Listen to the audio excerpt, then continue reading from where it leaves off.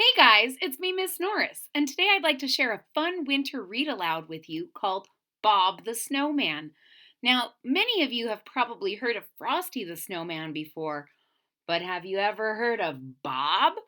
Well, Bob is a little bit different than Frosty. He kind of likes to have all the fun, but he's not sure he wants to stay where it's cold.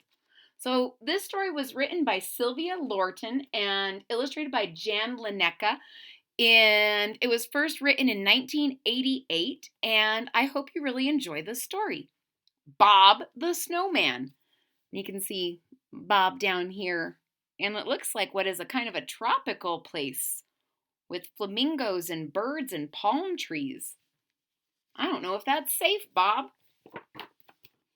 There's Bob again.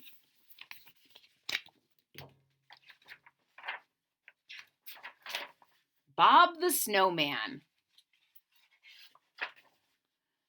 It had been snowing all day, and all the children in the neighborhood were busy building a beautiful snowman. When they finished, they named him Bob. They put a broom in his hand and an old hat on his head. So you can see down here, we have Bob, and they put an old hat on his head and a broom in his hand. If I had a snowman, I'd put him to work too. Bob was happy. He liked everything, especially the children who were having so much fun around him. When it got dark, the children went home. Bob was lonely. Oh, he misses the children when they go home at night. It would probably be scary to sleep out on the lawn by yourself in the cold. It's okay, Bob, I understand. I'm going to go ahead and hold this page up so I'll read it from the back. Suddenly, a bird appeared. He sat on a tree and shook his wings. Brrr, he said, "It's too cold here. I'm on my way south. All my friends have already left, and I'm late. In the south, we will eat fruit off the trees and sing beautiful songs." Then he stretched out his wings and flew off into the dark night. All night long, Bob thought about what the bird had told him. He dreamt about this beautiful, faraway country. He imagined himself on the beach, standing under a palm tree, with a snow woman at his side, listening to the birds' songs. With his broom, he would wave to the passing boats. He liked that idea. Suddenly, Bob decided to go south too. You guys think this is a good idea? I'm a little bit worried about him. Oh, look at this. This is his dream of what he's imagining. He has a snow woman next to him, and they're listening to the birds under a palm tree on the beach, and he's waving his broom as the ships go by. He didn't say anything about that alligator, but I think that's part of the dream too. At dawn, Bob walked to the train station. He thought of the children and he felt a little sad. They would miss him. As he walked, he began to sweat. His carrot nose began to quiver, and his hat slipped down on his head. The train was already waiting when Bob arrived at the station. He saw a lot of people getting on and off the train, but he didn't see any other snowmen. Do you think other snowmen ride the train? I've never seen one. I haven't ridden on a lot of trains, but you can see Bob's in a big hurry to get to the train station. But I've not been on very many trains, but on all of the trains I've been on, I never once, not once, saw a snowman.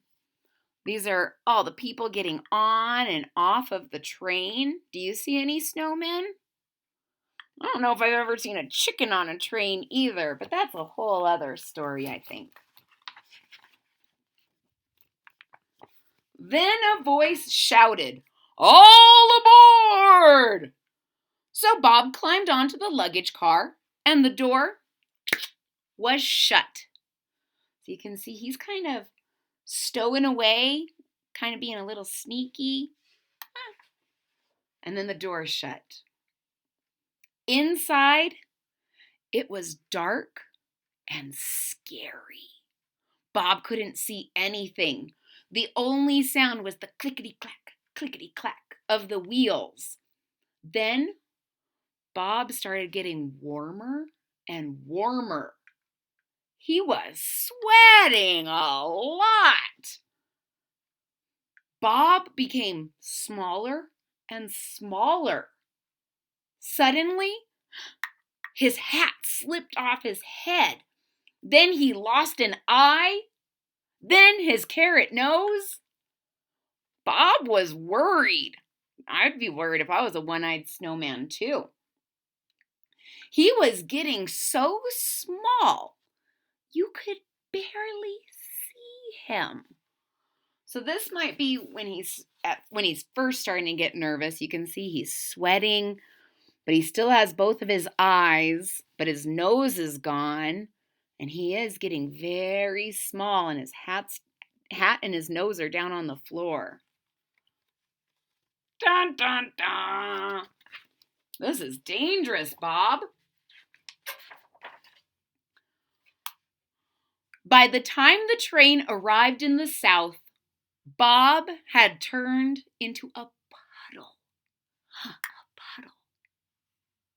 You can't even see him because he's just a puddle. Oh dear, Bob thought. Now that I'm a puddle, what will happen to me? Sunbeams called to him, "Come on, climb up." So drop by drop, Bob climbed up into the sky, where he turned into a soft white cloud.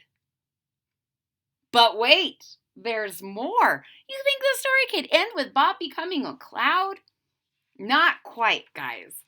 Get ready to see what happens next. Then a strong wind blew Bob and the other clouds over the land. It was a wonderful flight. Exactly above the children's neighborhood, Bob came to a rest. As it grew colder, Bob turned into snowflakes. So he's getting, as it's colder, this cloud, the moisture in this cloud, this Bob cloud, is turning into snowflakes. Hooray! It's snowing! Cried the children. Let's build a new Bob! And they built a beautiful new snowman. Now Bob could laugh again. He was happy to be back and to be a snowman once more. He never wanted to travel again. No way, that was too scary. The next morning, the children were very glad to see that Bob was still there. And they built a whole family for him. So I'm going to close up for 1 second so you guys can see. Look how happy Bob is to be a Bob again. Are you guys ready to see his snow family? Only Bob knew that one day the snow family would all become puddles again. But he was not sad. He knew that they would all climb into a cloud and wait for next winter. The end.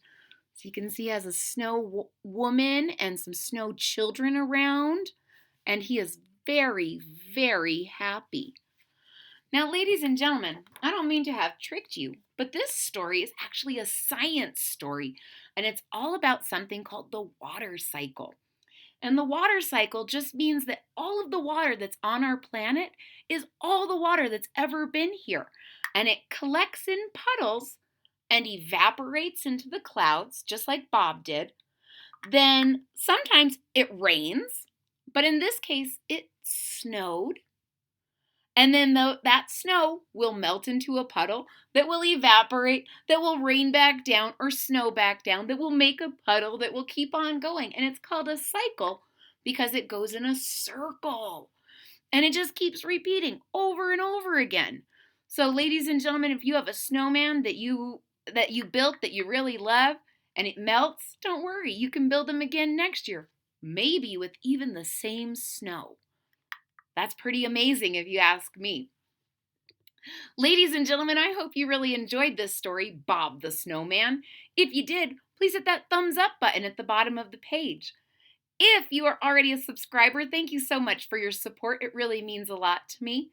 If you're not a subscriber yet, click that subscribe button down here at the bottom of the page. And don't forget to click the bell so that you're notified when there's new content.